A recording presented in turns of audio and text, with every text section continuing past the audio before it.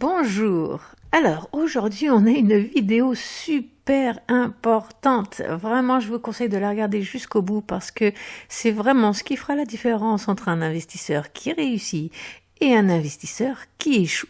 Alors, de quoi on va parler aujourd'hui? Simplement, dit comme ça a l'air simple, effectivement, c'est un peu plus complexe, mais on va parler des 3 domaines à connaître lorsqu'on fait du holding, et ce sont 3 domaines sur lesquels on ne peut pas faire l'impasse. Alors, voyons ensemble brièvement quels sont ces 3 domaines dont on ne peut pas faire l'impasse quand on fait du holding. Cependant, si vous voulez en savoir un peu plus sur chacune des stratégies dont je vais vous parler aujourd'hui, qui composent chacun des domaines dont on va discuter, eh bien, vous êtes au bon endroit parce que en vous abonnant à cette chaîne, vous en apprendrez chaque jour un peu plus. Si vous êtes pressé, vous pouvez lire mon livre qui explique les stratégies pour chacun des domaines dont on va parler plus en détail. Mais si vous préférez apprendre à votre rythme, alors abonnez-vous à cette chaîne ainsi qu'à celle du sommet des crypto-monnaies. Je vous mets tous les liens dans la description. Parce que sur ma chaîne, je vais développer plus en profondeur ces thèmes de temps à autre. Mais sur la chaîne du sommet, vous pouvez retrouver la série Rémi et Stéphanie. Dans cette série, nous abordons beaucoup de stratégies en détail et chaque capsule vidéo correspond à une stratégie différente. Donc c'est pour ça, vous êtes au bon endroit. Là, on va l'expliquer brièvement aujourd'hui, mais suivez-nous sur cette chaîne et le sommet du crypto, et là, vous en saurez bien plus. Et puis, je rappelle, le livre, pour ceux qui sont pressés, qui veulent tout apprendre tout de suite, vous résumera tout ça. Alors, si vous voulez devenir un holder à succès, votre meilleure chance d'y arriver, c'est de vous former. Ça, on le répète tout le temps parce que c'est vrai. Tout simplement. Donc, c'est pas que je ne veuille pas pousser mes explications dans cette vidéo. C'est parce que si je le faisais, la vidéo durerait au moins une journée au complet, tellement il y a de choses à dire. Donc, comme vous allez le voir, chaque domaine renferme plusieurs stratégies et c'est pourquoi c'est impossible de faire tenir tout ça dans une seule vidéo. Voilà. Allez, voyons ça de plus près, comme ça vous comprendrez mieux ce que je veux dire. Tout d'abord, il y a le domaine de l'analyse fondamentale. C'est par là que chaque investissement que vous faites doit commencer. Si vous investissez sur des monnaies spéculatives comme les shitcoins par exemple, c'est que vous avez non seulement des notions de trading, mais également énormément de temps à allouer à l'étude des marchés et de l'actualité. Si ce n'est pas le cas, il y a de très grandes chances que vous perdiez votre argent. Alors, je ne parlerai pas de ces techniques parce que je n'investis jamais dans ce genre de monnaie, parce que c'est toute une technique à part. Alors, qu'est-ce que j'entends par les analyses fondamentales ? Tout d'abord, il faut identifier et comprendre le narratif dont fait partie la crypto dans laquelle vous voulez investir. Alors pour ceux qui ne savent toujours pas ce que c'est qu'un narratif, je vous redirige vers ma vidéo explicative. Le lien est dans la description. Je le redis, l'investissement en crypto-monnaie, ce n'est pas un jeu de casino. Il y a tout un travail de recherche à faire avant d'investir. Les questions que vous devez vous poser, c'est de quel narratif s'agit-il? Quel problème de société permet-elle de résoudre cette crypto-monnaie? Est-ce un phénomène de mode ou bien est-ce un narratif primordial dans notre société? Est-ce que c'est là pour durer dans le temps? Est-ce que la technologie est solide? Est-ce qu'elle est friendly? Est-ce qu'elle a de l'avenir? Y a-t-il de la demande pour ce genre de solution? Est-ce que cela pourrait aider à l'adoption de masse? Ont-ils des concurrents? Bref, vous voyez où je veux en venir. Tout un tas de questions dont vous devez trouver les réponses. Ensuite, une fois qu'un narratif viable est identifié, il va falloir passer à l'étude du white paper. Est-ce réalisable? Est-ce que l'équipe est solide? Est-ce qu'elle est connue? Est-ce que la roadmap fait du sens? Est-ce que c'est viable dans le temps? Quelles problématiques pourrait-il rencontrer? Sont-ils transparents sur le projet? Est-ce qu'ils s'appuient sur une technologie existante? Sont-ils décentralisés? Sont-ils régulés? Comment vont-ils tirer des profits à partir de leur technologie? Est-ce que c'est un système pyramidal, à la Ponzi par exemple? Ont-ils des fonds de réserve? Ont-ils fait des levées de fonds, des partenaires solides? Bref, vous voyez encore une fois beaucoup de questions auxquelles vous devez trouver les réponses. Ensuite, vient le temps de s'attarder un petit peu sur l'équipe. Vous pouvez faire des recherches sur LinkedIn, sur Internet, sur Twitter. Et puis, vient le temps d'analyser les tokenomics. Alors ça, c'est une grosse part, hein. Les tokenomics, c'est en quelque sorte l'économie interne de la monnaie. Il faut savoir comment sont répartis les jetons, quelles sont les parts pour chaque domaine, y a-t-il eu des ventes privées, des ICO, etc. Et puis, il faut savoir aussi qu'est-ce qu'il en est du vesting. Est-ce que les jetons sont tous relâchés sur une courte période ou plutôt sur une longue période? Est-ce que c'est tous les jetons en même temps ou est-ce qu'il y a des agendas différents? Le vesting est très important à étudier. D'ailleurs, pour ceux qui savent pas, le vesting, c'est quand on relâche certains tokens qui étaient bloqués. Le plus connu, c'est par rapport aux jetons distribués à l'équipe. En général, ces jetons sont bloqués pendant X mois. Et puis, lorsqu'ils sont débloqués, suivant la performance de la crypto, il y a de fortes chances que les membres de l'équipe en vendent une partie pour récupérer un petit peu de profit. Donc, ceci met une pression vendeuse sur le jeton en question.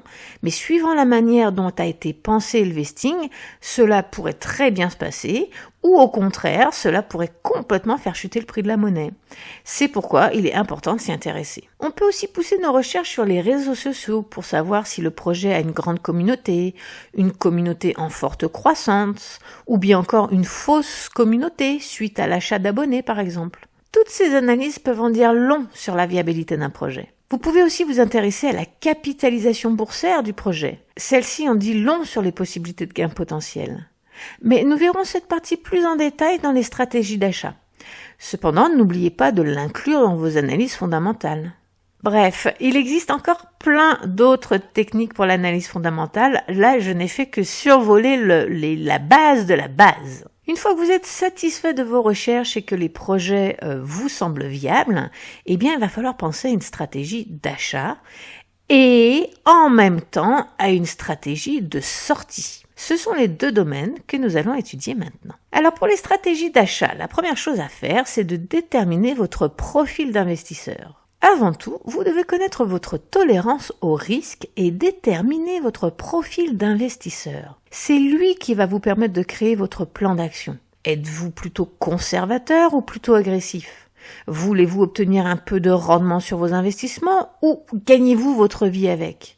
Avez-vous des connaissances sur le sujet ou débutez-vous? Les réponses à ces questions feront la différence entre un investisseur à succès et une personne qui va perdre son argent. Si vous ne vous connaissez pas vous-même et que vous dépassez les propres limites que vous êtes capable de supporter, c'est le meilleur moyen pour paniquer, pour perdre pied et pour prendre de très mauvaises décisions. D'ailleurs, pour vous aider à déterminer votre profil d'investisseur, je suis en train de mettre en place un quiz sur mon site internet qui va vous permettre de faire le point avec vous-même. Donc, inscrivez-vous à ma newsletter, comme ça vous serez prévenu dès que je mets cet outil gratuitement, bien évidemment, en ligne, eh bien vous serez prévenu par la newsletter. Allez, on continue. La deuxième chose à faire, c'est d'établir un plan d'action. Le plan d'action est primordial. Je ne le répéterai jamais assez. Je pense que je vous saoule avec ça dans toutes mes vidéos. Mais non seulement c'est ma spécialisation, mais en plus de ça, c'est indispensable. Aucun investisseur au monde ne réussit s'il n'a pas un plan d'action. Il faut que ça rentre dans votre esprit. C'est important, vraiment. Un plan d'action, c'est votre GPS. Sans lui, vous perdrez inévitablement de l'argent. C'est une certitude. Le plan d'action, ça va vous permettre d'identifier les risques, d'établir des budgets, de trouver les points d'entrée et les points de sortie, de faire un suivi, de faire des rebalancements et bien d'autres choses encore. Faire l'impasse là-dessus, c'est comme jeter votre argent à la poubelle. Franchement, je plaisante pas. Dans le thème des stratégies d'achat, le plan d'action va vous permettre d'établir votre budget et de vérifier que vous vous y tenez bien. Il va vous donner une vue globale sur les risques encourus. Il va aussi vous permettre d'établir des stratégies d'achat en répertoriant les monnaies et les points d'entrée potentiellement intéressants que vous aurez identifiés auparavant. D'ailleurs, pour savoir comment identifier ces points, je vous renvoie encore une fois à la série Rémi et Stéphanie que vous trouverez sur la chaîne du Sommet des crypto-monnaies, où là on va vous donner tout un tas d'indicateurs et tout un tas de pépites pour savoir justement comment déterminer ces points d'entrée. Ensuite, il va falloir déterminer les risques. La toute première chose est de déterminer le potentiel de gain possible, ou plus exactement, dans quelle catégorie de risque se situe votre monnaie. C'est en fonction de cette réponse que vous pourrez définir votre stratégie d'achat et, nous le verrons plus tard, votre stratégie de sortie. On va pouvoir classifier les monnaies selon 3 types de risques. Les risques faibles, les risques modérés et les risques élevés. Et pour ce faire, on utilisera leur capitalisation boursière, donc le market cap. Pour en savoir plus sur ce sujet, encore une fois, abonnez-vous à cette chaîne parce qu'il y a de nombreuses vidéos qui arrivent sur les stratégies d'achat. Tout ça, c'est en cours de création, mais ça prend du temps. Vous pouvez aussi me suivre sur mon blog parce que je fais aussi beaucoup d'articles sur ce sujet. Ensuite, il va falloir établir un budget global. Une fois le type de risque déterminé, on va établir un budget global en fonction de chaque risque. Par exemple, si votre budget d'investissement global est de 1200 $, vous pourriez diviser votre budget de la manière suivante. 600 $ pour les risques faibles, 400 $ pour les risques modérés et 200 $ pour les risques élevés. Alors, ceci est un exemple, vous pourriez le diviser de plein d'autres manières différentes. Mais dans cet exemple, on se sert des monnaies à risque faible pour backer, c'est-à-dire assurer l'argent investi dans les 2 autres catégories en cas de perte. En moyenne, un risque faible peut faire un x2, x3, voire un x4. Un risque modéré aurait plutôt tendance à faire un x10, alors que les risques élevés sont plutôt habitués à des x20, des x50, des x100 et parfois même beaucoup plus. Donc, sachant ça, notre stratégie prend du sens. Si on peut faire au minimum un x2 avec un risque faible comme le Bitcoin par exemple, si on investit 600 $ et qu'on fait un x2, alors notre investissement vaudra 1200 $. 600 $ qui correspond à notre mise de fonds initiale et 600 $ de gain. Donc, dans cet état d'esprit, on peut se dire que si on perd 600 $ dans nos autres investissements, c'est pas grave, parce que notre investissement dans le risque faible viendra rembourser nos pertes. On fera peut-être pas de gain, mais au moins on perdra pas d'argent. Donc, on peut dormir sur nos 2 oreilles. J'explique cette stratégie plus en profondeur dans mon livre « Comment investir dans les crypto-monnaies tout en sécurisant son argent ». Si vous voulez connaître tous les détails de cette stratégie, je vous invite à lire le livre. D'ailleurs, il vient avec mon plan d'action version light que vous obtiendrez gratuitement avec l'achat du livre. D'ailleurs, ce livre n'explique pas que cette stratégie. Tout ce que je vous dis aujourd'hui, je l'explique dans mon livre. Alors passons à la stratégie suivante. Il s'agit de déterminer un montant fixe. Maintenant qu'on a identifié les risques, qu'on a établi un budget, il faut encore déterminer le montant que l'on va investir. En suivant la logique du budget vu précédemment, on va déterminer un montant fixe qu'on utilisera pour chaque investissement. Il s'agit de la méthode d'investissement asymétrique. Cela consiste à investir toujours le même montant ou un multiple de celui-ci. Si vous investissez 300 $ dans le Bitcoin, et puis 500 dans un risque élevé, et puis 1000 $ dans un risque modéré, vous comprenez que jamais vous ne pourrez récupérer vos pertes si l'une des monnaies venait à disparaître. Si, par exemple, le Bitcoin, vous investissez 300 $ dans le Bitcoin et qui fait un x2, ça vous amène à avoir 600 $, 300 de mise de fonds récupérés et 300 $ de profit. Vous êtes bien loin de récupérer les 1500 $ dépensés dans les 2 autres monnaies. Vous comprenez ? On sait aussi que la diversification est un élément clé dans l'investissement. Donc, vous ne voulez pas acheter que 3 monnaies. Ça serait préférable d'en acheter bien plus. Ainsi, on va déterminer un montant fixe qui nous servira de base pour chaque catégorie. Par exemple, votre montant de base pourrait être 150 $. Vous pourriez acheter 150 $ d'Ethereum, par exemple, et 150 $ de Bitcoin pour ce qui est de la catégorie de risque faible. Donc si on suit l'exemple que je vous ai donné, il vous reste donc encore 300 $ en poche pour cette catégorie que vous pourriez dépenser plus tard suivant vos autres investissements. Ensuite, vous pourriez acheter 2 monnaies à risque modéré pour 150 $ chacune, donc on respecte bien le budget de 300 $ pour les risques modérés. Puis, pour les risques élevés, comme on sait que les gains sont plus élevés si la monnaie marche bien, on pourrait investir seulement la moitié de notre montant de base dans chaque crypto, ce qui permettrait d'en avoir beaucoup plus et donc de se diversifier. Si vous investissez 75 $ dans chaque crypto, cela vous permet d'en avoir 4 monnaies différentes. Donc vous mettez pas tous vos œufs dans le même panier. Maintenant, avec les 300 $ qui vous restent dans la catégorie risque faible, eh bien vous pouvez racheter du Bitcoin avec un multiple de 150 $. Donc par exemple, vous pourriez acheter 150 $ de Bitcoin ou bien 300, c'est à vous de voir, selon les risques que vous avez pris avec vos autres investissements. Cette stratégie permet de protéger votre argent initial tout en vous diversifiant. Ensuite, bien évidemment, l'autre stratégie indispensable à connaître, c'est d'acheter au bon moment. Dans les stratégies d'achat, il y a d'autres choses à prendre en considération, dont notamment le bon timing, bien sûr. Si vous achetez vos risques faibles lorsqu'on est en plein bull run, il est évident que votre stratégie ne marchera pas. Si vous espérez faire un x2 sur cet investissement, eh bien, il faut l'acheter dans la période d'accumulation, c'est évident. Si vous l'achetez en fin de bull run, je vous le dis tout de suite, ça n'arrivera pas. Ce qui m'amène à vous parler de la stratégie des cycles. Vous devez comprendre et maîtriser la théorie des cycles et toujours savoir où on se situe dans le marché ou dans ce cycle. Pour en savoir plus sur le sujet, je vous invite à lire mon article sur le blog « Les 3 indicateurs indispensables ».